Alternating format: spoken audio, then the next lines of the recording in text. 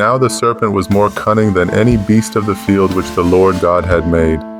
And he said unto the woman, Yea, hath God said, Ye shall not eat of every tree of the garden. And the woman said unto the serpent, We may eat of the fruit of the trees of the garden, but of the fruit of the tree which is in the midst of the garden, God hath said, Ye shall not eat of it, neither shall ye touch it, lest ye die. And the serpent said unto the woman, Ye shall not surely die, for God doth know that in the day ye eat thereof, then your eyes shall be opened, and ye shall be as gods, knowing good and evil. And when the woman saw that the tree was good for food, and that it was pleasant to the eyes, and a tree to be desired to make one wise, she took of the fruit thereof, and did eat, and gave also unto her husband with her, and he did eat. And the eyes of them both were opened, and they knew that they were naked. And they sewed fig leaves together, and made themselves aprons. And they heard the voice of the Lord God, walking in the garden in the cool of the day. And Adam and his wife hid themselves from the presence of the Lord God amongst the trees of the garden. And the Lord God called unto Adam, and said unto him, Where art thou? And he said, I heard thy voice in the garden, and I was afraid because I was naked, and I hid myself. And he said, Who told thee that thou wast naked? Hast thou eaten of the tree, whereof I commanded thee that thou shouldest not eat?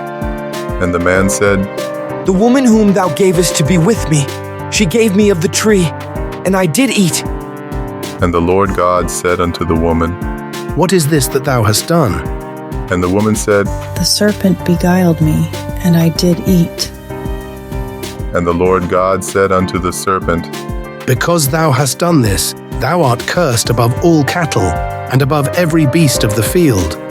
Upon thy belly shalt thou go, and dust shalt thou eat all the days of thy life. And I will put enmity between thee and the woman, and between thy seed and her seed. It shall bruise thy head, and thou shalt bruise his heel. Unto the woman he said, I will greatly multiply thy sorrow and thy conception. In sorrow thou shalt bring forth children, and thy desire shall be to thy husband, and he shall rule over thee. And unto Adam he said, Because thou hast hearkened unto the voice of thy wife, and hast eaten of the tree, of which I commanded thee, saying, Thou shalt not eat of it. Cursed is the ground for thy sake. In sorrow shalt thou eat of it all the days of thy life. Thorns also and thistles shall it bring forth to thee, and thou shalt eat the herb of the field.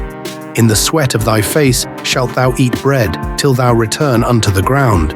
For out of it wast thou taken, for dust thou art, and unto dust shalt thou return.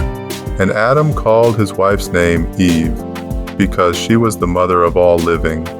Unto Adam also and to his wife did the Lord God make coats of skins, and clothe them. And the Lord God said, Behold, the man is become as one of us, to know good and evil. And now, lest he put forth his hand, and take also of the tree of life, and eat, and live forever. Therefore the Lord God sent him forth from the Garden of Eden to till the ground from whence he was taken. So he drove out the man, and he placed at the east of the Garden of Eden cherubims, and a flaming sword which turned every way to keep the way of the tree of life.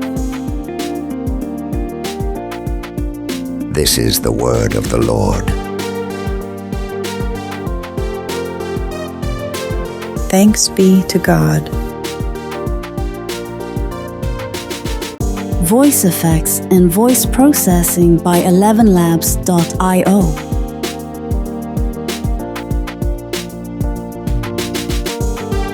Music composed and performed by Wala-Neh.